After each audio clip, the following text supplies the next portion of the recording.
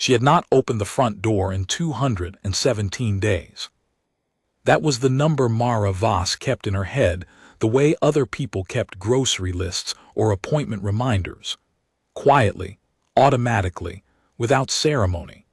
217 days since she had stood on the porch of the farmhouse and watched the sky above the eastern ridge turn a color that had no name in any human language. 217 days since she had heard the low harmonic pulse that sounded, absurdly, like a cello played underwater, and watched the lights come down through the clouds in geometrical descent. 217 days since the world had reorganized itself around a new and terrible fact, that humanity was not alone, had never been alone, and that the beings who had known this longer than human civilization had existed were now here, and they were not impressed. The window in her bedroom was 16 inches wide and 14 inches tall. She knew this because she had measured it on day 4, when measuring things was still a way of feeling in control of something. She measured the window, the desk, the distance from the bed to the wall, the number of steps from the kitchen to the bathroom. She built a geometry of her world out of these numbers and lived inside it. The window looked out over the back field, toward the creek that had run dry in the second week after the arrival, something about the underground aquifer system, people had said, disrupted by the gravitational pattern of the Veil ships holding position in low orbit. The creek was dry now. The field was yellow. 3 of the old fence posts had been knocked over by something she had not witnessed and chose not to investigate. Through that window, she communicated with the world. There was a system.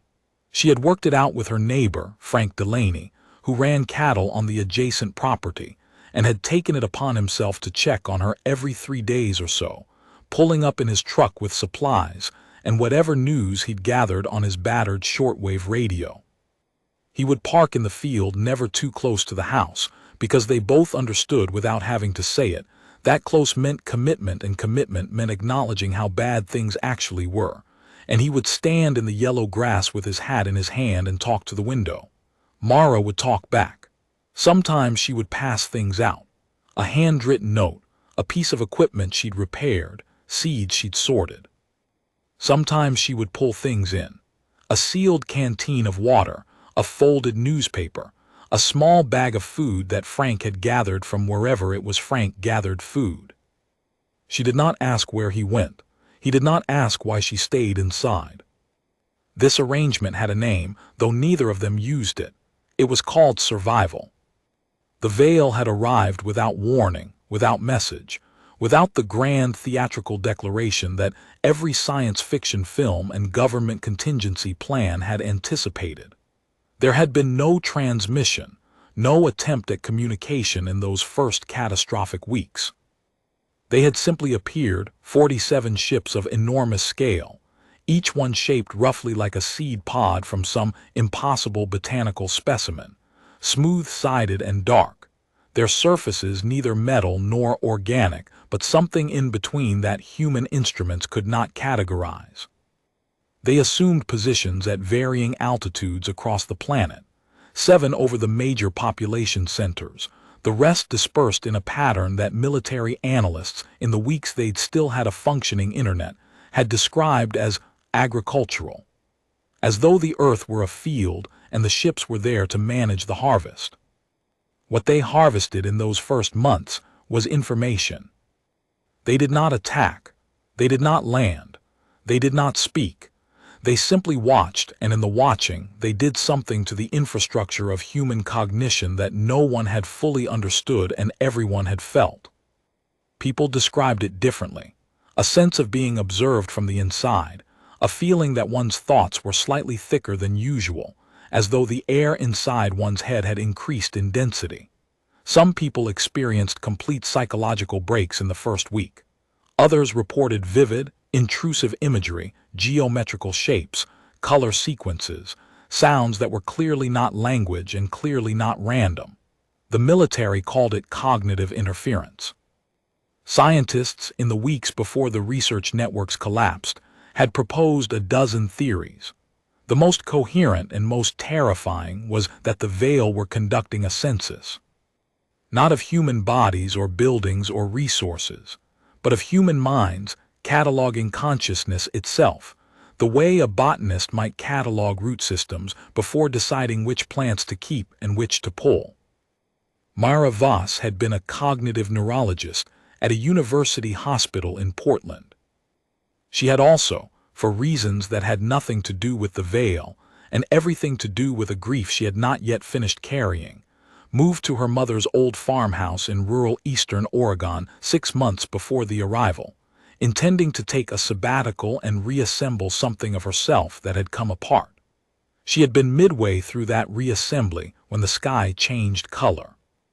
And so it was that, when the end of the old world came, she was alone in a house that had once held a family, sitting with her knowledge of how human brains worked and her grief and her window and her numbers, and trying to decide what to do with all of it. The answer she had arrived at after 217 days was, stay inside, keep watching, keep thinking.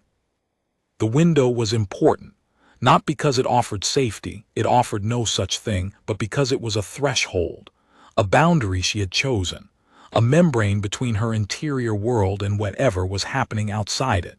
She had come to think of it in those terms, membrane, the thing that separated inside from outside without eliminating the relationship between them. Cells had membranes. The brain was encased in a membrane.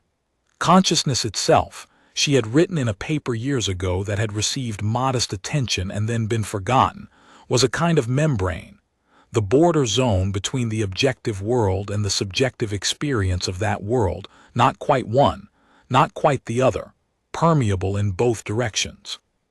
She had not known, when she wrote that paper, that it would become the most important thing she had ever thought.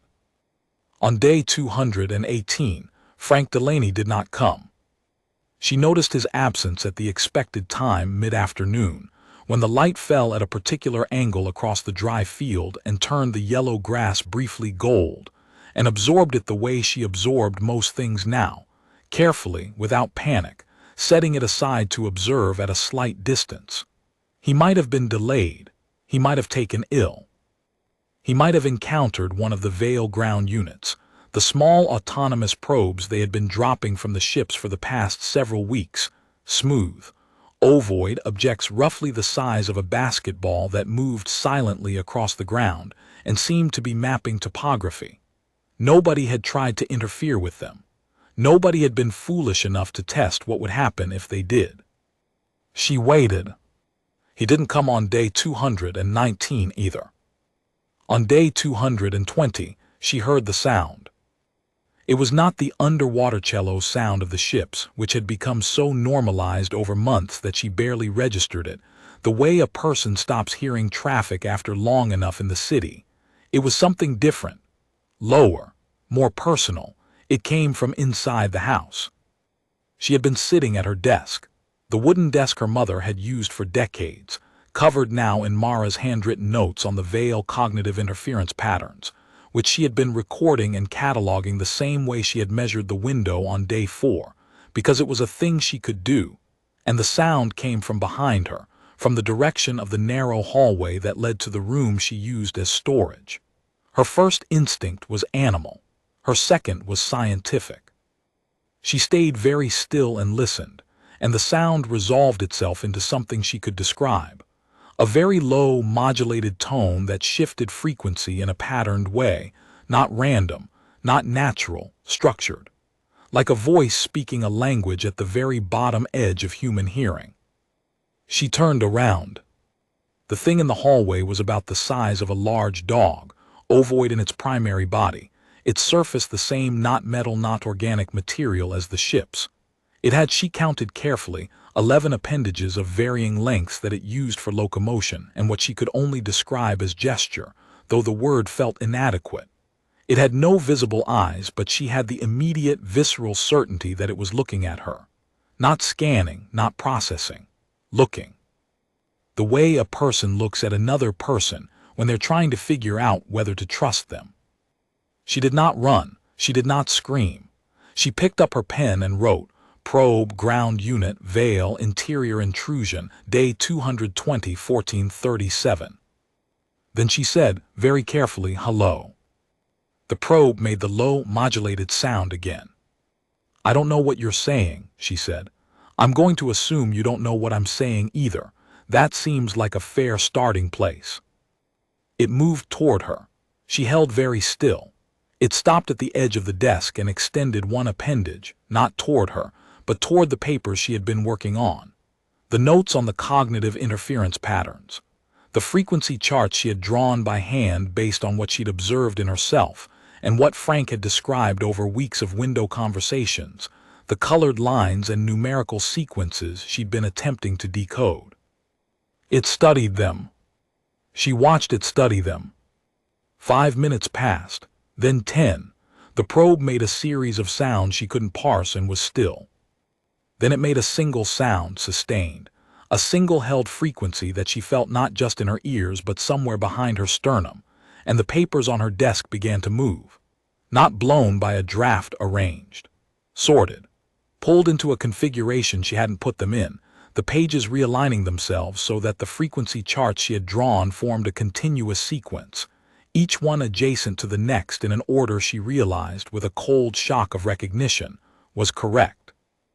The order she had been trying to figure out for weeks. The order in which the veil cognitive interference frequencies were actually organized. You're telling me I had them wrong, she said. The probe made a soft sound that she would later, much later, learn meant something approximately equivalent to, not wrong. Incomplete. She had been alone for 220 days. She pulled her chair slightly closer to the desk. Okay, she said, show me. What happened over the next 6 hours was the strangest, most silent conversation in her life. The probe worked with her papers the way a patient teacher might work with a student who has solved half the problem correctly and is about to be guided toward the rest. It arranged and rearranged. It produced, from an aperture she hadn't noticed in its surface, a flat disk of material that it set on the desk and which glowed faintly, displaying patterns of light that corresponded. She could see it clearly once she started looking to the frequency charts she had drawn.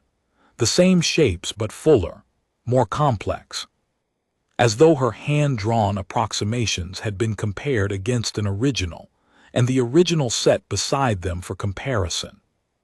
She talked as she worked, because silence had become a kind of enemy over 220 days and she had gotten into the habit of narrating her own thoughts aloud. The probe seemed not to mind this. It waited while she spoke and moved when she stopped.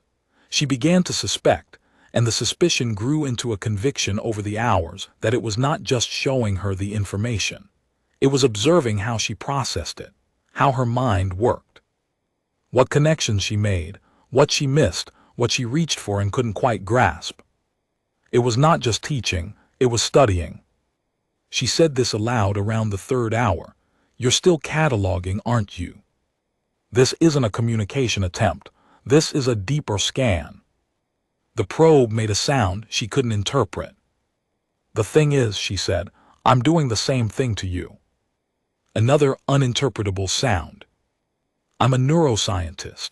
I've spent 20 years studying how minds process information.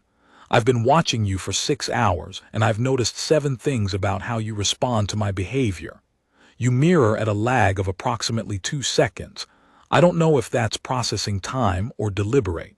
You orient toward vocal sound even though you don't seem to use vocal communication yourself. You stopped moving 3 times when I reached a conclusion in my notes, as if you were waiting to see whether I would articulate it or just write it down. You prefer my written notation to my spoken words. She paused. And when I said the word incomplete earlier, you produced a sound I haven't heard you make before, which makes me think I accidentally used your word. The probe was still for a long moment. Then it made the sound again, the one from the 3rd hour, the one she hadn't been able to interpret. She wrote it down phonetically, studied it, and then, with the particular quality of mental attention that had made her a scientist, Not the intelligence, not the discipline, but the genuine and childlike love of the moment when a pattern reveals itself. She understood. It was not one word, it was two. And the second one, the rise at the end, the way the frequency climbed and then leveled, the way her own voice rose at the end of a question. "You're asking me something," she said. The probe extended two appendages, toward the glowing disk and toward her papers simultaneously. "You want to know if what I've been doing here is what I think it is," she said slowly. "You want to know if I understand what the patterns mean." Silence. "I think," she said carefully, "that what you've been doing to human minds since you arrived is not a weapon and not a scan. I think it's a test. And I think I've thought this for about 6 weeks, but I didn't have enough of the frequency data to be sure. I think it's a test of consciousness architecture. Whether our minds are structured in a specific way, whether we have a particular cognitive feature you're looking for." The probe made a sound like two notes struck simultaneously. "And I think most people fail," she said. "I think whatever the feature is, most people don't have it in the right configuration or the right state or whatever the criterion is. And I think that's the problem. That's why people are being—" She stopped. She knew what was happening in the cities. Frank had told her over weeks of window conversations in the careful way people share information they don't want to fully absorb themselves. People were being taken. Not violently, not dramatically. Just taken, collected. The way you collect samples, she had thought, when Frank had described it but had not said aloud. "You're sorting us," she said. "You're sorting human minds into categories and you're collecting the ones that don't fit whatever your criterion is." She felt very cold and very calm simultaneously, the way she always felt when a hypothesis crystallized. "And you've been here for 220 days, and the ones you've collected are gone, and nobody knows where, and nobody has come back, and the ones you haven't collected yet are the ones who haven't what? Who haven't been scanned yet. Or who scanned positive, and you're leaving them alone." The probe was perfectly still. "And you came into my house," she said, "and you found my papers." She looked at the papers. She looked at the probe. Outside the window, the field was turning gold again in the late afternoon light. The dry creek bed was a pale line in the distance. The absence of the cello sound, she noticed, was strange. The background hum from the ships had been constant for so long that she'd stopped hearing it, and now, suddenly, it was gone. "The ships are quiet," she said. The probe turned, all of it, its whole body reorienting toward the window. "What's happening?" But the probe didn't answer. It moved toward the window instead. It pressed its body against the glass in a way that should have been comic and was not. And Mara Voss watched the thing that had been studying her for 6 hours press itself against her 16-inch by 14-inch window like a person looking out at something they hadn't expected to see. She got up from her desk and looked past it. The sky was full of ships. Not the 47 that had been there since day one. More, far more. They were arriving in formation from the direction of the eastern ridge, coming low enough that she could see the not-metal surface of their hulls catching the last light, and they were not the seed pod shape of the original 47. These were different, smaller, more angular, moving with a speed that the original ships had never demonstrated. "Those aren't yours," she said. The probe made a sound she had never heard before. She had been building a vocabulary of its sounds for 6 hours, building it unconsciously the way she built everything, by listening and noticing and remembering, and this sound was not in any category she had established. It was not the questioning sound, not the affirmative sound, not the sorting sound she had identified when it organized her papers, not the teaching sound she had labeled when it extended the glowing disk. This was new. This was a sound she associated, purely on instinct, with a word she hadn't expected to feel any solidarity about. "Fear." "Those are someone else," she said, "not a question." The probe turned from the window and moved toward her very quickly, and for the first time in 6 hours she felt the urge to step back and suppressed it and stayed still. The probe stopped less than a foot from her. It extended an appendage, toward her hand, toward the pen she was still holding. She held out her hand. The appendage touched the pen, touched her hand, not grasping, touching, the way you touch something you want to remember. "You need to tell me what's happening," she said. "You need to tell me right now." The probe made a series of sounds, long, layered, complex in a way that its previous communications had not been, and she understood none of them individually and all of them collectively, the way you sometimes understand a sentence in a language you don't speak simply because of the tone and urgency and context. The message was, "There is not time." The message was, "There are things you need to know." The message was, "You are different from the others." And under all of it, beneath the frequency and the tone and the pattern she was only beginning to learn to read, "We made a mistake." She sat down. She picked up a fresh sheet of paper.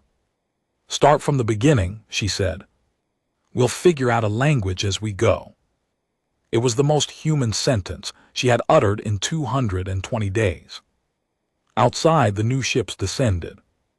The next 4 hours were the most intellectually intense of Mara Voss's life, and she had spent 5 years of her life studying the neurological basis of consciousness in a field where intellectually intense was the baseline standard.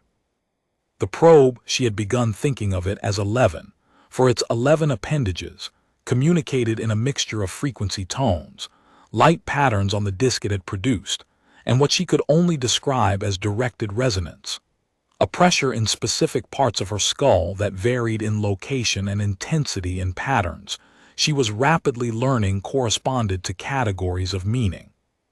It was not telepathy in any science fiction sense. It was more mechanical than that, and more intimate, a direct stimulation of the same neural architecture that the veil had been scanning all along, now being used as a channel rather than an object of study. What she learned, in fragments and approximations that she wrote down as fast as she could, translating the approximations into something she could hold onto. The veil were old, not old in the way civilizations are old, centuries or even millennia, old in the way geological features are old. They had been traveling, observing, cataloging conscious minds across the galaxy for a span of time that Mara's brain flatly refused to visualize. They were not conquerors. They were not harvesters, despite what the word had suggested. They were archivists, taxonomists. They moved through the universe documenting the different architectures of consciousness, the way a naturalist might move through a continent documenting species. Not to own them, not to use them, but because the documentation was itself the purpose, and because consciousness, in their experience, was the most complex and fragile and unrepeatable thing in the universe, and its loss when a species died or a mind was destroyed was a kind of irreversibility that the veil, in their very long experience, had learned to treat as the primary tragedy. They had arrived on Earth because Earth's consciousness signatures were unusual. Not the individual signals, individual human minds were within normal parameters, but the aggregate pattern. The collective architecture of human consciousness had something in it that the veil had only encountered 3 times before in their entire documented history. Something that their best approximation, filtered through the resonance language 11 and Mara were constructing in real time, translated roughly as recursive self-reflection with temporal displacement. The ability not just to think, but to think about thinking. Not just to remember, but to imagine futures, and to use the imagined future to modify the remembered past. The ability to construct an interior world as complex and persistent as the exterior one, and to live in both simultaneously. Most conscious species, the veil had found, lived primarily in the exterior. Some lived primarily in the interior. The particular balance of the two, the membrane, she thought, the membrane was what the veil had been searching for. They had found it, in trace amounts, in individual humans scattered across the population. The cognitive interference wasn't a weapon or a scan. It was a resonance test. They had been broadcasting a specific frequency that activated the recursive self-reflection architecture in minds that possessed it, and observing the response. Minds that didn't have the architecture at all were unaffected, though they found the frequency disturbing and intrusive in the way you find a sound disturbing when you can almost but not quite make out the words. Minds that had the architecture partially developed responded in various ways: confusion, visions, the vivid imagery people had reported, and a small number, a very small number, responded the way Mara had responded, by sitting down and starting to take notes. The collection, the people who had been taken. Mara looked at 11 and felt something settle into hard certainty. You were protecting them, she said. The ones you took, you were taking them somewhere safe. 11's resonance patterns confirmed this, and added something she had to work at for several minutes to translate. The addition was, somewhere safe from what was coming. The new ships, she said. Yes. She looked at the window. The sky outside had gone dark, but it was not the ordinary dark of a rural night in eastern Oregon. It was illuminated unevenly by a sourceless light that came and went in slow pulses, like a heartbeat measured in miles. The new ships were down there, somewhere in the dark. She had watched them descend for 2 hours before the light failed. Who are they? She said. 11 spent a long time on this answer. When it came in parts, and she had to hold each part separately and then bring them together, the way you hold the pieces of a mosaic and then step back to see the whole. They were also old, older than the veil. They had been following the veil for a long time, not all the time, but enough of the time to know that wherever the veil found something unusual, something worth documenting, the unusual thing had a habit of becoming a threat. Not a physical threat. The veil had emphasized this in their equivalent of trembling emphasis, a conceptual one. The particular architecture of consciousness that the veil cataloged as the rarest and most complex had a habit, across their documented history, of generating ideas, of solving problems in ways that hadn't been predicted, of reaching, as 11's resonance put it in a phrase she had to sit with for a long moment, reaching across the boundary between what is and what could be, and dragging the second thing into the first world. Innovation. Not just adaptation, not just intelligence. The specific human thing, the thing that had built cathedrals and particle accelerators and bad poetry and jazz, of imagining something that didn't exist and then making it real, and not stopping ever, regardless of how reasonable stopping would have been. The species that had been following the veil had a name that 11 could not translate into any sound she could hear. She labeled them the curs in her notes, for no reason except that the label needed to be something and her brain needed labels to function. The curs did not collect consciousness. The curs eliminated it. Specifically, they eliminated it wherever they found the particular recursive self-reflective architecture the veil had been documenting. Wherever the veil found the rarest thing, the curs came and erased it. They had been doing this for longer than humanity had existed. Their reasoning, if it could be called that, was, as Mara understood it through 6 layers of approximation and translation, the architecture was dangerous, not to them necessarily, to the stability of the universe as they preferred it. The ability to reach across the boundary between what is and what could be was, from the curs' perspective, an active threat to the ordered existence that they had built their civilization around. They were not evil exactly. They were deeply, existentially afraid of change. And they had been removing the source of change, one species at a time, for an almost incomprehensible span of years. They had followed the veil to Earth. They had waited until the veil's cataloging was nearly complete. And then they had come to do what they always did. Mara sat with this information for approximately 30 seconds. Then she said, "How many people have you collected, moved to safety?" 11's answer, "Not enough." "How many are still here?"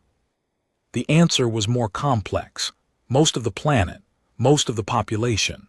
The veil had only located a small percentage of the population with the full architecture.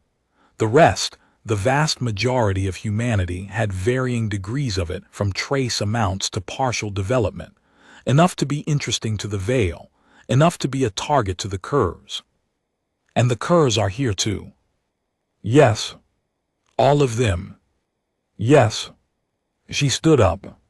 She walked to the window, the 16-inch by 14-inch window that she had measured on day 4, through which she had conducted every transaction with the outside world for 220 days, and she looked out at the pulsing dark sky, and the dry field and the absent creek, and she thought about Frank Delaney, who hadn't come in 3 days, and about all the people out there, who didn't know that the new lights in the sky were a different kind of problem than the ones they'd already been living with. "You need to tell me," she said, "what the Veil can do, what resources you have here, what your ships are capable of against the Curs." Eleven's answer was a long time coming. When it came with a quality she hadn't encountered in their new language before. A quality that took her a moment to name, then she had it: shame. The Veil could observe. They could document. They could move individuals to safety when they had located them and had time and the individual was willing. They could not fight, had never fought, had not fought in so long that the concept had atrophied in their civilization the way a language atrophies when no one speaks it. They had ships of immense size and sophistication and 0 weapons. They had 47 ships, and the Curs had come with over 100, and the Veil had sent a distress signal, the first distress signal in their recorded history, but the nearest response was years away at any speed they could travel. They had, in the end, done what archivists always do when the library catches fire, grabbed what they could and watched the rest burn. "Except," Mara said, "that you came in here, you came into my house." "Yes." "Why?" Eleven's resonance was complex. She translated it slowly. The Veil had been watching her notes on the cognitive interference patterns for 6 weeks. The probes had been mapping the area, and her papers had been visible through the window during the day. She had put them up on the window sill once, 3 weeks ago, trying to catch better light to photograph them with a camera whose battery was running out. The probes had imaged them. The Veil had been analyzing them. And what they had found in her analysis, her hand-drawn, improvised, neuroscientist in isolation analysis of the frequency patterns, was something they had not expected. She had identified 3 structural properties of the Veil cognitive frequency that the Veil themselves did not know their frequency possessed. She had, working alone in a farmhouse in eastern Oregon with a pen and paper and 20 years of professional training, described the mechanism of their own consciousness scanning tool more accurately than the tool's designers had described it. Not because she was smarter than the Veil, because she was working from inside the frequency. Because the test had been designed to scan for a mind that worked in a particular way, and her mind worked in that way, and she had used that mind to observe the test and describe what she saw. She had passed the test so thoroughly that she had described the test. "I need you to understand something," she said, and her voice was very steady. "The Curs are about to try to eliminate a species that has 7 billion people in it. Most of those people don't know why they're being targeted. Most of them are living in a world that's been falling apart for 7 months, and they're scared and exhausted, and they have no idea that what's coming for them is coming specifically for the thing that makes them who they are, for the most human thing about them." 11 was still. "But you're not fighting, and you can't fight, and I'm one person in a farmhouse in Oregon." She stopped. Then she said, "So here's what I need you to tell me. The Curs use a method. They don't fight physically either, do they? That's not how they do this. They use the same kind of frequency-based technology the Veil use. They use a resonance to suppress the architecture, to shut it down." The quality of 11's resonance changed. It was the sound she associated with not wrong, incomplete. "Because you can't kill a consciousness with a weapon," she said, working it out as she spoke. "You can kill the body that carries it, but if you want to permanently eliminate the cognitive architecture, the specific recursive pattern, you have to suppress it at the frequency level. You have to make the mind stop resonating that way. And if you do it right, if you do it with enough power and precision, the architecture collapses and doesn't rebuild. She sat down. And she said, know what the frequency looks like. I know its structure. I know 3 properties of it that even the veil didn't know. Properties that describe how it interacts with the neural architecture it's designed to scan. She picked up her pen. If you can tell me what the Kerr's suppression frequency looks like, if you can give me the pattern, I think I know how to invert it. The silence that followed this was long enough that she counted 22 seconds of it before 11 moved. When it moved to the glowing disk, and it began to show her the Kerr's frequency. She wrote for 3 hours without stopping. She wrote the way she had written her doctoral dissertation, in a sustained state of focused attention that she had only ever been able to achieve when she was working on something she genuinely believed mattered. Notes in the margins. Questions circled and then answered. Lines connecting concepts across multiple pages. The glowing disk showed, and 11 added resonance context, and she translated and wrote and thought and wrote some more. Outside, the pulsing light changed character around the second hour. It got closer, more structured. It resolved itself from a diffuse pulse into something with directionality, the way a sound gains specificity as the source approaches. Somewhere to the west she could hear, very faint at the very edge of audibility, a sound that was not the cello underwater of the Veil ships. This was more mechanical, more percussive. It had a quality she associated absurdly with a door being tried.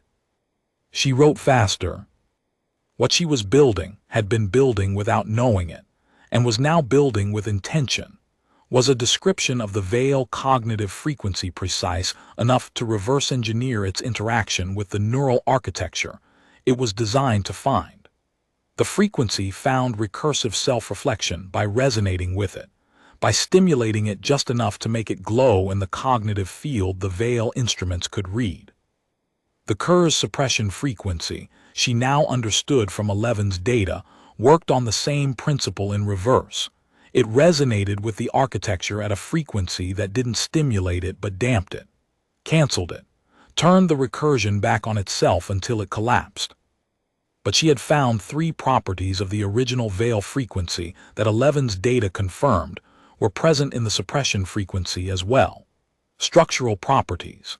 Signatures that couldn't be removed because they were load-bearing. The frequency needed them to interact with the architecture at all. And if you knew those properties precisely, if you understood exactly where they sat in the frequency spectrum and why, you could construct a counter-resonance.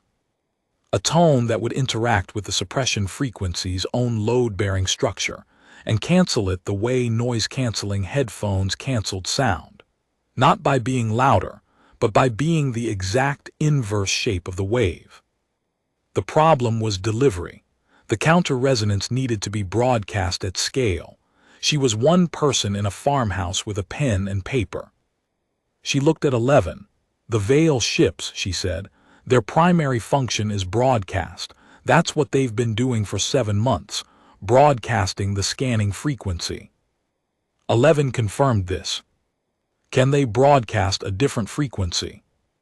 11 considered this for what felt like a very long time and was probably 15 seconds. Then, yes, with limitations. The Veil ships were calibrated for their own frequency. Recalibrating would take time they might not have, and the frequency would need to be specified with a precision that exceeded what the ship's existing instruments could generate. What if the specification came from outside the ships, she said. What if someone gave you the exact mathematical description of the counter-resonance, and you entered it as a manual override? 11's resonance pattern was something she had to translate twice before she accepted the translation. The first time she translated it as impossible. The second time she translated it as requires a mind capable of specifying the frequency at the required level of precision. A mind with the recursive self-reflection architecture in full operation, working in real time under pressure. She looked at her notes. 340 pages in 7 months. Hand-drawn frequency charts that the probe that had been scanning them for 6 weeks had found more precise than the Veil's own instruments. The diagnostic notes of a cognitive neurologist who had spent 220 days studying a cognitive phenomenon no human had ever studied before. "Me," she said. 11 made the sound she had learned to associate with yes, but please understand the stakes. "Tell me how to interface with the ship." She had to leave the house. This was the fact she sat with for approximately 4 minutes, the immovable fact. She had not left the house in 220 days. This was not, she told herself, agoraphobia. It was not mental illness. It was a considered tactical decision made in the context of an incomprehensible crisis, and she had reviewed it repeatedly, and it had remained the correct decision every time she reviewed it because the outside was dangerous, and the inside was controllable, and she was most useful when she was in a controllable environment, producing the output that was apparently, the most precisely useful thing a human being had produced in the context of this crisis. But the counter-resonance had to be broadcast from the Veil ships, and the ships were outside. She stood up. She went to the front door. She put her hand on the door handle, which was cold and familiar, and had not been turned in 220 days. She noted that her hand was trembling slightly. She noted the trembling the way she noted everything, as data, as information about a system under stress. She opened the door. The air that came in was cold in a way she had forgotten about, the specific cold of a rural October night, particular to this latitude and altitude and this creek valley, a cold that was also the smell of dry grass and distance. She stood in the doorway for exactly 3 seconds. Then she stepped outside. 11 came with her. It moved beside her in the darkness, and she oriented on its presence the way you orient on a landmark in an unfamiliar city, not trust exactly, but a fixed point in a chaotic space. The Veil ship was not where she expected it to be. She had assumed, from the way 11 had come from the direction of the old grain storage shed, that the nearest ship was somewhere to the north. She was wrong. It was above her. Not the enormous seed pod shapes of the original 47, but something smaller, a tender, she thought, a small attached vessel that she had never known was there. It descended now from directly above, and it produced no light and almost no sound, and it was the most beautiful thing she had seen in 220 days because it was coming for her specifically, and that meant something. The Kerrs were in the west field. She could see the edge of them, not them exactly, but the light they produced, a very particular blue-white that had no warmth in it, moving through the dark with the methodical quality of a search, looking for mines, scanning. The same principle as the Veil applied to the opposite purpose, looking for the architecture not to document it but to find it and suppress it before she could do anything to stop that from happening. She had maybe 12 minutes. She ran. The tender came down in the north field, 200 meters from the house, and its surface opened in a way she couldn't have anticipated and would not have been able to describe afterward. Not a hatch, not a door, but a willing of the surface to admit her, the not metal material simply ceasing to be solid at the relevant location. She ran across the dry field grass with the cold air in her lungs and 11 keeping pace beside her, and she did not think about 220 days or the front door or the trembling of her hand. She thought about the counter-resonance. She held the mathematical structure of it in her mind, the entire architecture of the frequency inversion she had been building for 3 hours, and she held it the way she had always held complex ideas, distributed across her whole mind, different components in different cognitive spaces, all of it accessible simultaneously, none of it quite verbal, a living structure of patterned understanding rather than a stored sequence of facts. She went inside. The interior of the Veil tender was not what she expected, and was also exactly what she expected. It was empty in the way a tuning fork is empty. designed entirely around the function of producing resonance, everything stripped down to the materials and structures that served that purpose.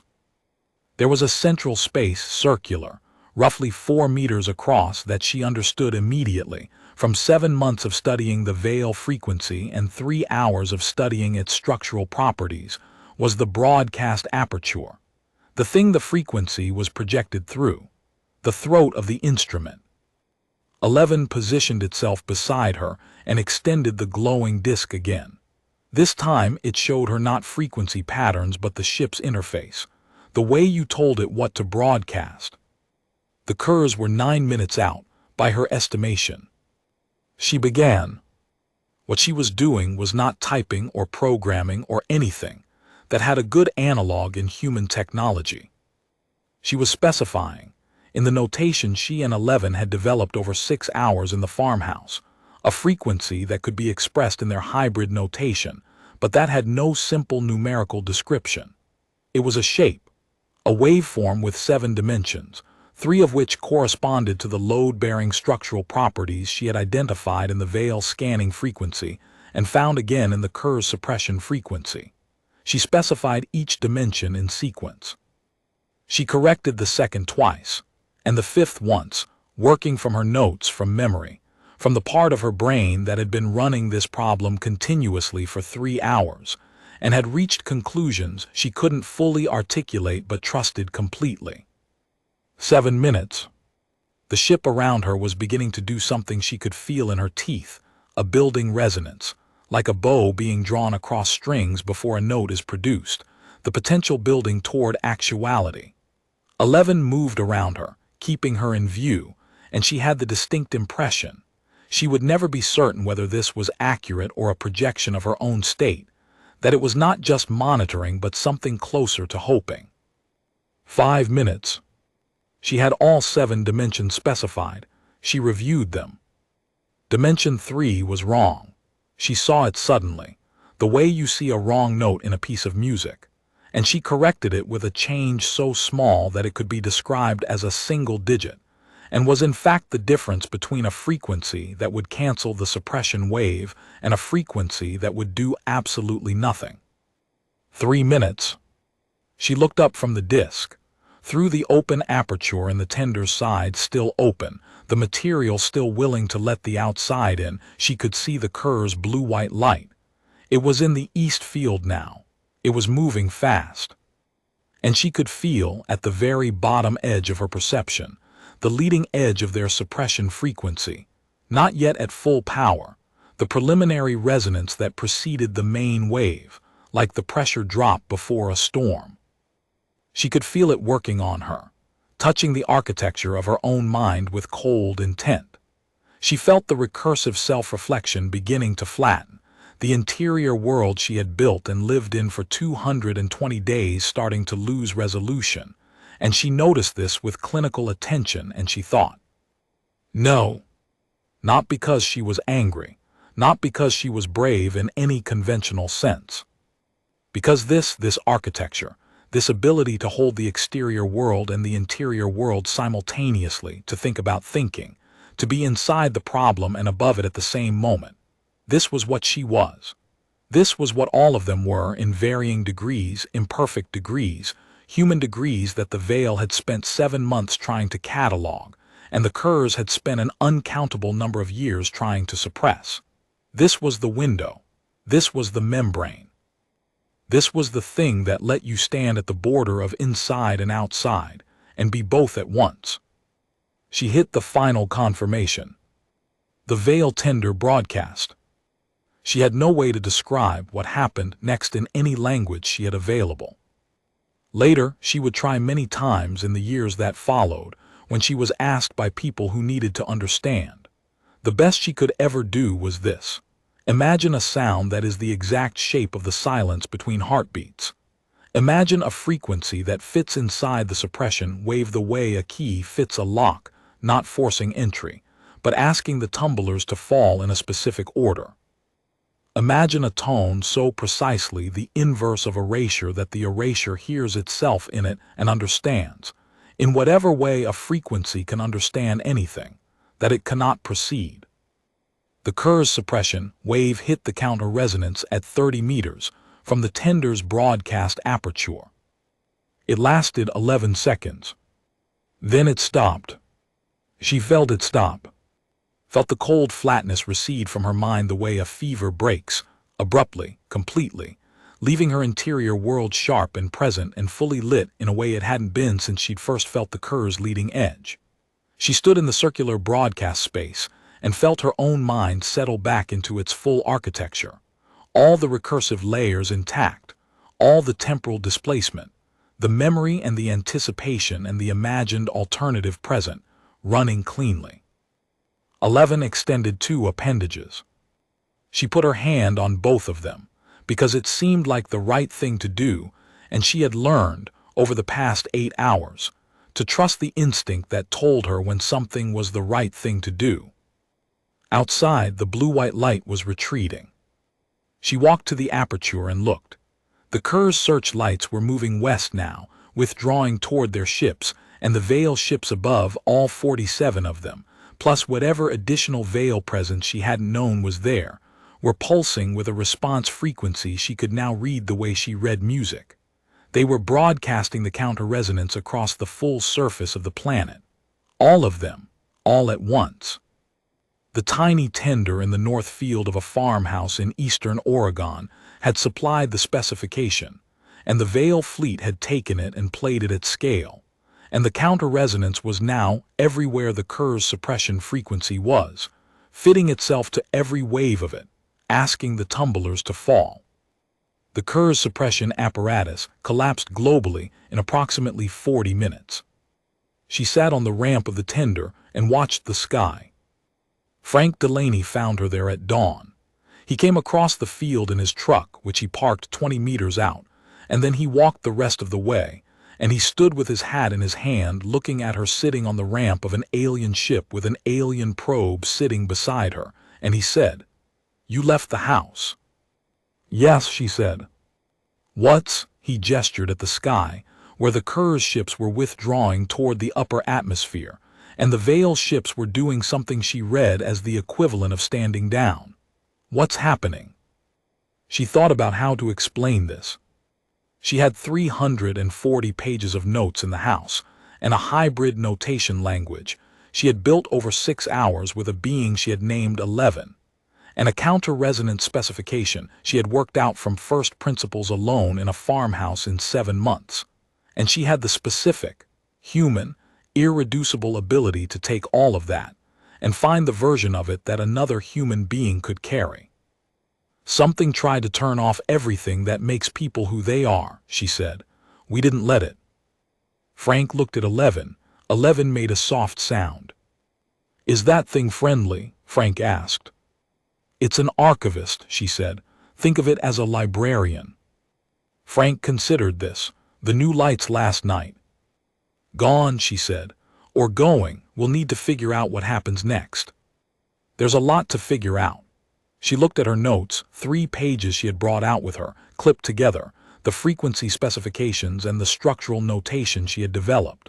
She looked at the dry field and the dry creek and the sky that was, for the first time in 220 days, clear of ship shapes in the east. "I need coffee," she said. "I haven't had coffee in 4 months." Frank reached into his truck jacket and produced a small thermos. She stared at it. "Delaney." "I know," he said, "didn't know when to offer."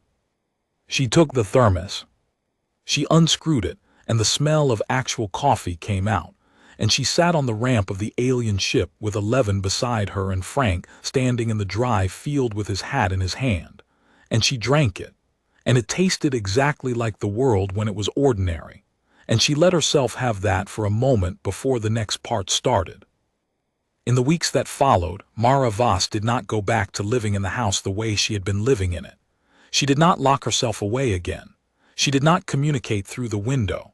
The window had done its job, had been the exact membrane she needed it to be, the border between her interior world and the exterior one, holding the boundary open while she built what she needed to build inside.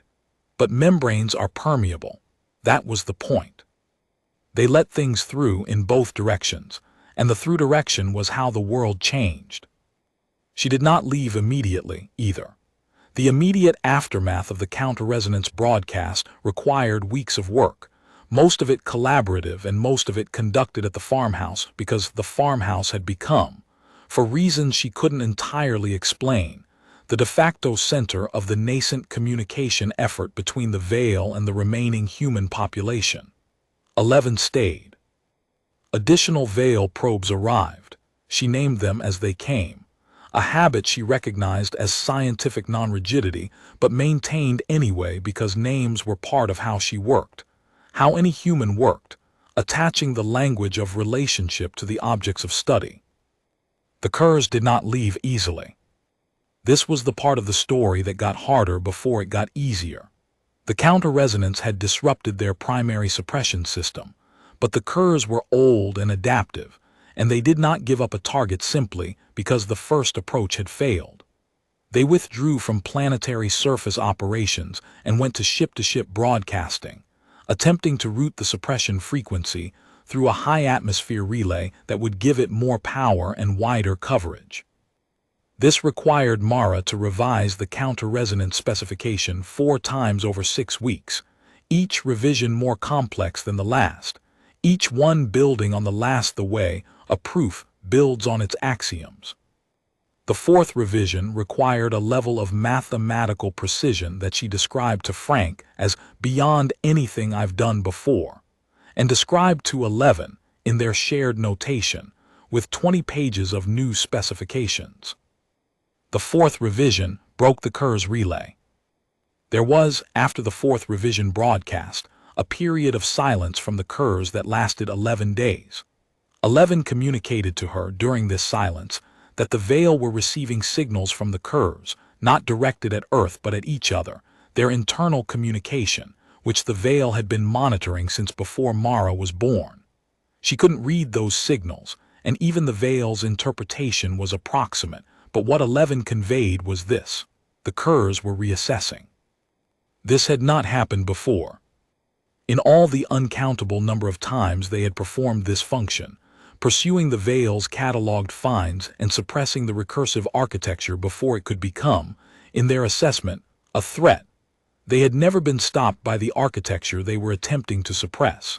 They had been stopped now twice, by a single member of the targeted species, working from a house with no electricity, with paper and a pen. She thought about this on day 11 of the silence. She thought about it in the specific way she thought about things that mattered, not with triumph, but with attention.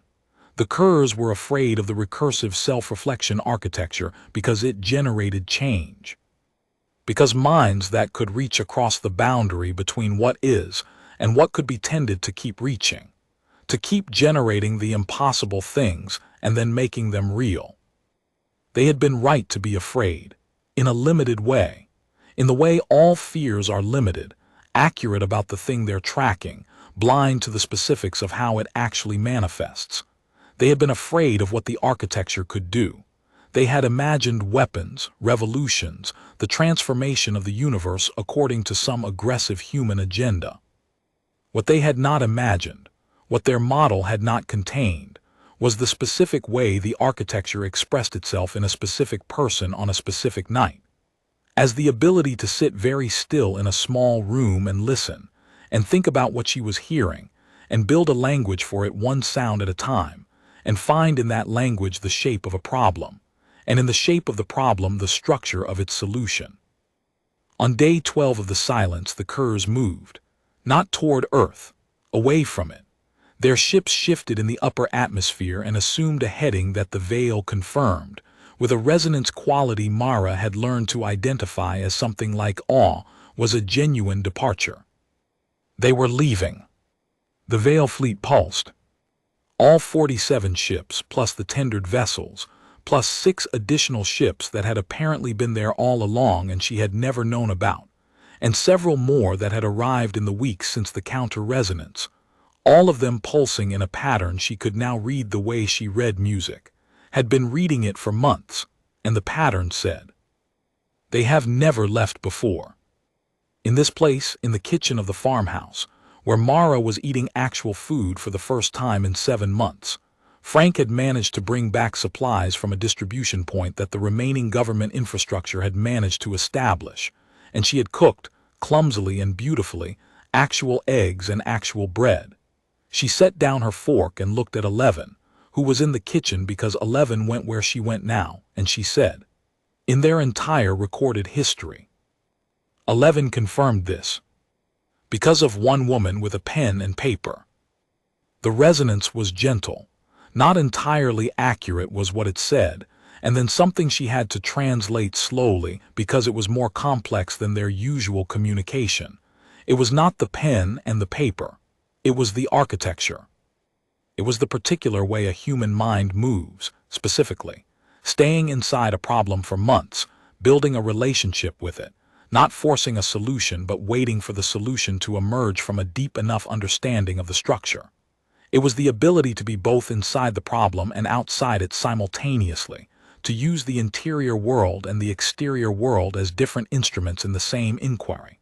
It was the thing the veil had been cataloging, the thing the curs had been afraid of. The specific human thing. "It's not special to me," she said.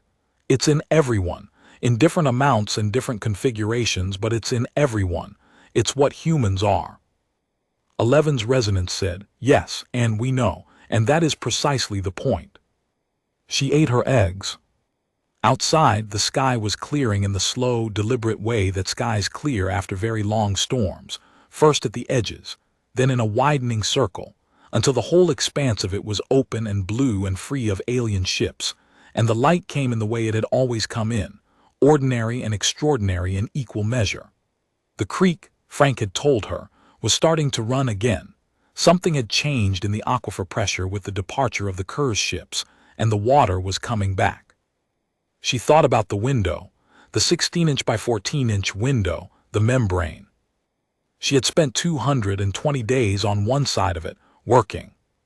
She thought about all the other people on the other side of all the other windows, the billions of ordinary people who had survived 7 months of incomprehensible crisis, with the specific resilience of creatures who had a very deep interior world and refused to abandon it, who had sung to their children in the dark when the lights failed, who had told stories around fires because stories were how the interior world communicated with itself, how the recursive self-reflection built its structures, who had written letters they couldn't send, kept journals no one would read, dreamed of specific unremarkable futures, a meal with a friend, a walk along a road they knew with the peculiar human tenacity that would not stop imagining even when imagination seemed useless.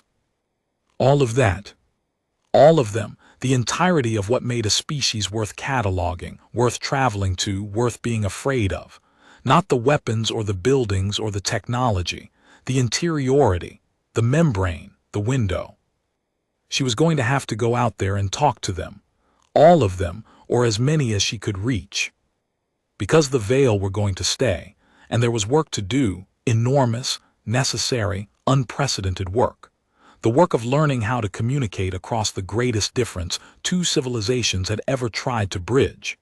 And that work was going to require every human mind it could get, in all its varied architectures and configurations, in all the imperfect and stubborn and irreducible ways human minds worked. She was going to need to figure out how to explain what had happened, how to explain the veil and the curves and the recursive self-reflection architecture to people who hadn't spent 7 months alone with it, how to explain that the thing the curs had been afraid of was the same thing that had made every piece of music and every solved equation and every story ever told, and that it had just, in the most quiet and undramatic possible way, turned the tide of a war that most of humanity hadn't known was a war. She looked at her notes, 367 pages now, the beginning of a language, a bridge from inside to outside, specific to this crisis and to this species. She thought about how she would write it. She picked up the pen. She would start with the window. The first contact protocols that emerged in the following months were written mostly by Mara Voss, because she was the one who already had a working draft. She hadn't intended to write protocols. She had intended to write a paper, the kind of paper she had spent 20 years writing, with a methodology section and a results section, and a discussion that carefully hedged all the conclusions into appropriately modest claims. But when she sat down with the actual materials she had accumulated, and the living, ongoing fact of 11 beside her desk, and the newly operational communication network that the Veil were helping to build across the surviving human infrastructure, what came out was not a paper. It was something more like a field guide. The field guide said, "Start with what you can observe," said, "Do not project human emotional logic onto non-human beings. What looks like indifference may be patience. What looks like aggression may be inquiry. What looks like silence may be the most eloquent thing the other party knows how to say," said. "The moment of contact is not the moment you speak. The moment of contact is the moment you decide to stay in the room." She sent early drafts of the field guide to Frank Delaney, who read them at the kitchen table of his farmhouse 3 miles north and returned them with practical notes in the margins. Things like, "People are going to ask whether they can trust these aliens to not do what the other ones tried to do, and you haven't addressed what happens when the communication goes wrong, which it will." She incorporated the notes. Delaney, who had spent 7 months keeping a neurologist alive through a window with a thermos and a shortwave radio, turned out to have a grounded and unsentimental understanding of how trust actually worked that complemented her theoretical precision in ways she came to rely on. The Veil, for their part, were learning too. This was something she had to explain to people repeatedly in those first months, and she never felt she explained it well enough, because it ran counter to the narrative framework humans naturally wanted to apply to the situation. The narrative framework people wanted was, "The Veil arrived, the Veil tested us, the Veil found us worthy, the Veil will now be our allies and we are safe." This narrative was wrong in almost every particular. The Veil had arrived without intending to find humanity particularly worthy. They found everything worth documenting. That was the entire point of their civilization. They had not been looking for an ally. They had been looking for an entry in a catalog. And the shift that had occurred, the shift that had made 11 stay, that had made the counter-resonance possible, that had made the Kurz leave in a situation that had never ended that way before, was not a shift in the Veil's assessment of humanity's worthiness. It was a shift in the Veil's own understanding of what they had been doing and why. Mara had said, at some point in the farmhouse kitchen in those early weeks, to 11, "For something that came here to study consciousness, your civilization seems to have spent a very long time not examining your own." 11's resonance had been long and complex and ultimately, she thought, the equivalent of a very slow exhale. The Veil had been archivists for so long that they had forgotten what archiving was supposed to protect, not the record, the thing the record described. They had been so focused on the documentation that they had arrived at a place where the loss of a conscious species, a species that possessed the rarest and most complex cognitive architecture they had ever encountered, had been processed as a cataloging problem rather than a catastrophe. They had grabbed what they could and watched the rest burn, because that was what archivists did when the library caught fire. They had not asked whether they might help put out the fire. That question, the question of whether the Veil could do anything other than observe and document and preserve, turned out to be the most consequential question of the first year. Mara had asked it, precisely and without softening it, and 11 had brought it back to the Veil Collective, and the Veil Collective had spent 11 days doing something that 11 described to her as examining themselves, which was, she pointed out, the very thing they had been cataloging in other species without doing themselves. "You have the architecture," she said to 11 on day 8 of those 11 days. "Not exactly the same as ours, but you have a version of it. You can think about thinking. You just haven't been doing it in this particular direction." 11's response was quiet, and something she had to think about for a long time before she understood it. "We had not found the direction worth traveling." "And now," she said. "And now," 11 said, in the resonance language they had built together, "we have a reason." The shift in the veil was slow and not always comfortable to watch. An ancient civilization examining assumptions it had held for longer than human civilization had existed was not a graceful process. There were Vale who resisted it. She understood this from the patterns of the fleet communication she could now partially read, who believed that the archival mission was complete and sufficient, that the appropriate response to what had happened was to document it and move on. There were Vale for whom the idea of active participation rather than observation was genuinely disorienting, like asking a river to flow uphill. 11 was not among this group, and neither were the probes that arrived in subsequent weeks and set up what gradually became a genuine research collaboration, a two-civilization effort to understand the cognitive architecture that had, as it turned out, mattered enough to fight a very quiet war over. She found this work absorbing in a way that was different from the 7 months of isolation. Then, the absorption had been total because the isolation had allowed no competition.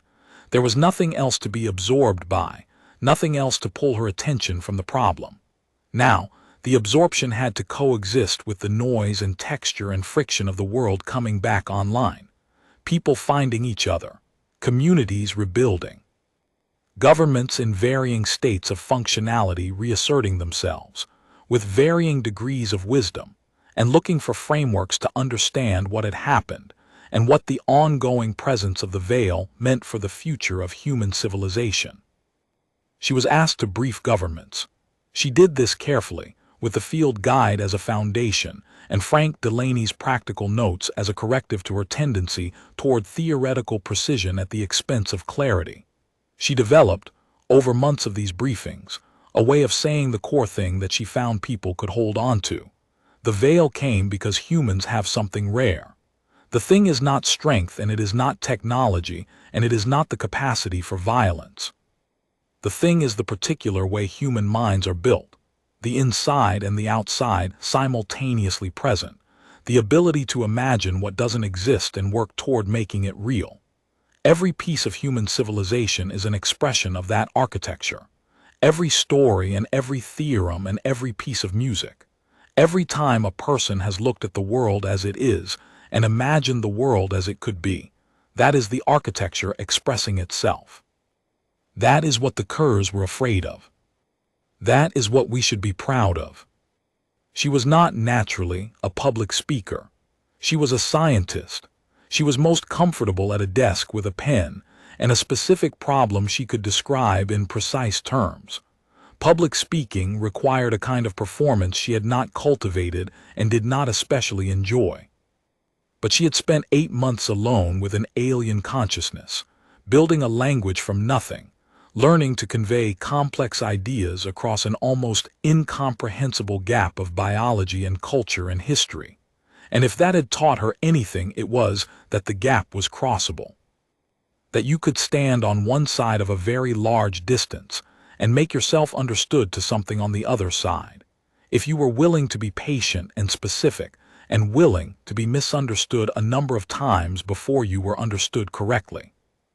Public speaking was easier than that. Public speaking was the same species. The first major international briefing was in Geneva, 8 months after the counter-resonance broadcast. Representatives of 51 governments. A room full of people who had each survived 7 months of an incomprehensible crisis in their own ways, each carrying the weight of their particular national version of the story, each with their own questions and their own fears and their own frameworks that may or may not have been adequate to what had happened. She stood at the podium with her notes and she thought briefly about the farmhouse, about the window, about 220 days of not opening the door. Then she looked at the room, at the faces, at the specific human faces with their specific human expressions, wariness and hope and exhaustion, and something she recognized as the look people have when they've been through something that changed them, and they're not sure yet what they've been changed into. She started talking. She started with the window. She always started with the window. I spent 220 days communicating through a 16-inch window, she said. I want to talk about why that was exactly the right thing to do, and why the moment I opened the door was also exactly the right thing to do, and why understanding the difference between those two statements is the most important thing I can offer you about what comes next. The room was very quiet. The window was not weakness, she said. The window was a membrane. I needed it because I needed to be inside long enough to build something. Most of what kept humanity safe through those 7 months was not the capacity to fight. It was the capacity of individual human minds to go inside, to go to their interior world and stay there under pressure, to keep building the interior world under conditions that made the exterior world feel impossible. People kept journals they couldn't share, kept singing songs to children who would not remember them, kept imagining futures that seemed unreachable. This is not escapism. This is the architecture. This is the specific thing you have that is worth all the fear that was directed at it. She paused. But the window has a direction, she said. It goes both ways. You cannot stay behind it forever. The interior world eventually has to communicate with the exterior one. That is how it becomes real.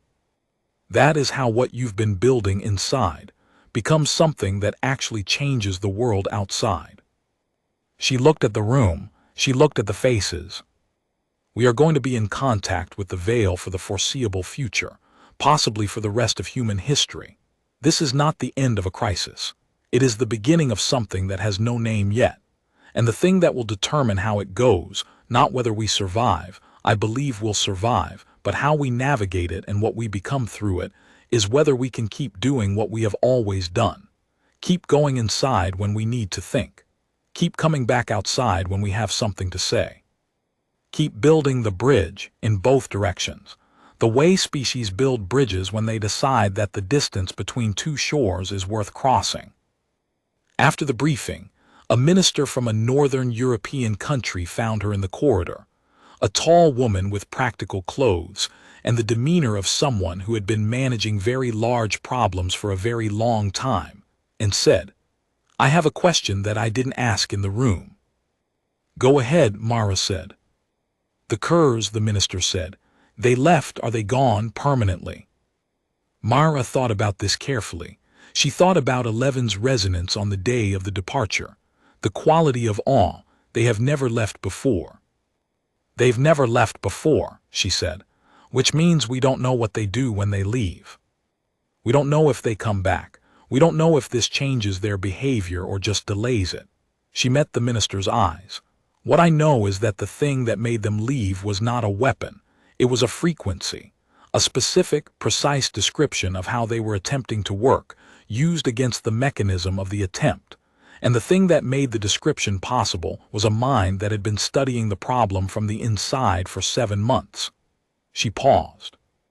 "If they come back, we will need more people who can do that. Not just me. Many people working in many places on many aspects of the problem. Which is why everything I know, everything I've built, everything 11 has helped me understand, it needs to be shared. It needs to be taught." The minister nodded slowly. "A school," she said. "Eventually," Mara said. "First, a field guide." She walked back to the airport with the field guide notes under her arm and 11, who had traveled to Geneva in a Vale courier vessel that had docked with the airport's newly constructed alien berth, with a precision that had impressed even the engineers, pacing beside her in the fluorescent quiet of the terminal corridor. A child stared at 11 from across the terminal, maybe 7 years old, holding a stuffed animal, standing very still and staring with the particular quality of attention that small children direct at things they find incomprehensible and intensely interesting in equal measure. Not afraid, just absolutely focused. Mara watched 11 notice the child. Watched the probe's 11 appendages shift in the subtle way she had learned to read as adjustment of attention. Watched 11 make a sound, very quiet, very low, at the very bottom edge of audibility, that she had never heard it make before. It was not a communication sound. It was not part of their working vocabulary. It was simply a sound. She translated it later when she had time to sit with it. She translated it as something between recognition and wonder, something like, "There you are." The child waved. 11 extended one appendage. Mara Voss stood in an airport terminal and felt something she hadn't expected to feel at that moment, given everything, something quiet and enormous and specifically, irreducibly human. She felt hope, not optimism. Not confidence that things would go well, just the raw animal fact of being oriented toward the future, of having a future to orient toward, the specific cognitive gesture of reaching across the boundary between what is and what could be. She thought, yes, there you are. She picked up her pen and added a paragraph to the field guide. She got back to work. The field guide went through 11 drafts over the following year. Each draft was substantially longer and more complex than the last, and each one was also, paradoxically, clearer. The process of adding complexity had a way of burning off ambiguity, the way fire burns off moisture. By the 7th draft it had a table of contents, and by the 9th it had a supplementary volume of the frequency notation she and 11 had developed, reproduced in a form that could be learned by humans with relevant training in mathematics and acoustics and cognitive neuroscience. The notation was not simple. It was not something anyone could pick up in an afternoon. But it could be learned, and it was being learned, in 12 countries by the time the 11th draft was complete, by people whose backgrounds spanned linguistics and physics and music theory and signal processing. And in several cases nothing but a stubbornness so profound. It had survived 7 months of alien occupation, and was still standing at the end of it looking for the next problem. She taught the notation herself in the early months at a converted university building in Portland, where the neuroscience department had managed to reopen. She taught it the way she had always taught, by working through examples, by letting students make mistakes, and then examining the mistakes rather than correcting them, by asking questions instead of giving answers whenever the question would produce more learning than the answer. The notation students were uniformly the most interesting people she had taught in 20 years of teaching. They had all spent the 7 months inside, building their interior worlds under pressure, maintaining the recursive self-reflection under conditions that would have seemed designed to destroy it. They had come out of it changed, the way anything comes out of pressure changed, denser and more coherent, and knowing their own structure in a way the pressure had made unavoidable. One of the notation students was a 15-year-old girl named Petra, who had spent the 7 months in a basement in Warsaw with her grandmother, teaching herself mathematics from her late grandfather's university textbooks. Working alone at 14, she had independently reconstructed 3 of the 7 dimensions of the counter-resonance frequency from pure mathematics, not knowing what she was reconstructing. When Mara saw the spiral notebook Petra brought to the first session, she spent several minutes in a silence that Petra clearly read as criticism. "You got here from the other direction," Mara said. "From pure mathematics without the cognitive frequency data, these 3 dimensions are correct." Petra looked at the page. "Which 3?"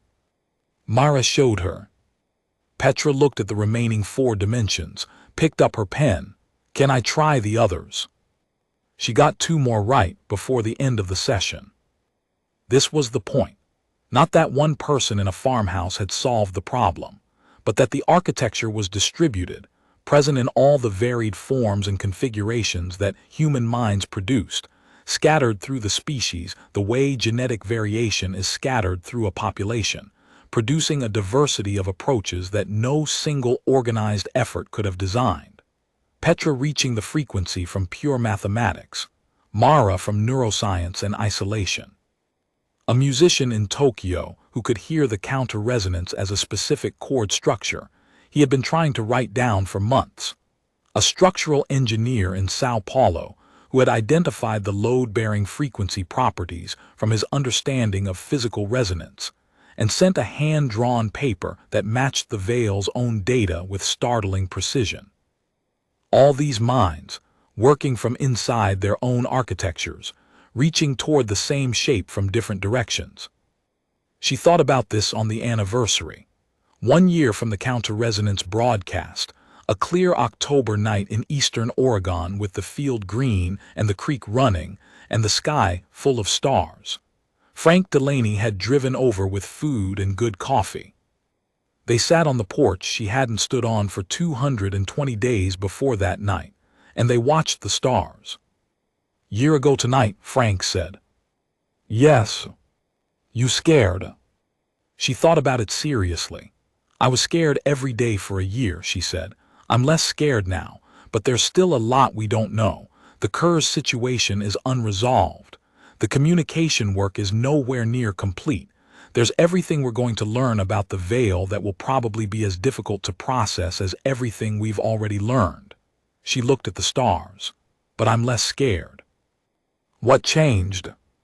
She thought about Petra with her spiral notebook, about the musician's letter, about the structural engineer's hand-drawn paper, about the room in Geneva and the faces in it, all carrying their own versions of the same 7 months. "I'm not alone in it anymore," she said, which was not what she'd expected to say and was exactly right. 11 came out of the house and positioned itself at the edge of the porch in the way it had when it wanted to attend to something without interrupting. It made a very quiet sound. She translated it, "I know." Frank didn't ask what the sound meant. He had gotten, over a year, quite good at sitting with things he didn't need to understand immediately. This was its own kind of cognitive architecture, the patience to let meaning arrive in its own time. The stars were bright, the creek was running, the sky was clear and full and specifically, quietly still theirs. She thought about tomorrow's work, the notation session, the 12th draft of the field guide, the new frequency data 11 had indicated was incoming. She thought about what the next year might hold and the year after, and the long and difficult and extraordinary future of a species that had just been told, by the most persuasive possible evidence, that its most fundamental quality was worth traveling the galaxy for and worth fighting to destroy. "We're going to have to be worth it," she thought. "And then we already are. We just have to keep being it." She took the pen from her pocket, an ordinary ballpoint, the kind she used to buy in boxes of 20, the kind she now rationed carefully, and held it in the starlight. An ordinary pen.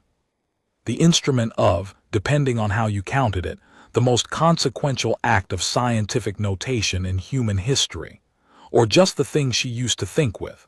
Both of those things were true, and neither contradicted the other. The membrane holds, she thought, the inside and the outside, the window in both directions. She was ready for the next problem. She put the pen back in her pocket. She got back to work. This was accurate as far as it went, but Mara Voss, when she was asked about it, which was often, would say, the moment that mattered was earlier, 6 hours earlier, when an alien probe came into her house and found her at her desk. "You were doing the work," people would say. "That's why it mattered." "Yes," she would say, "but it wasn't the work itself. Plenty of people were working. The moment that mattered was when I didn't run." She paused in the way she always paused before saying the thing she actually meant. "I had been alone for a long time. I had been inside for a long time.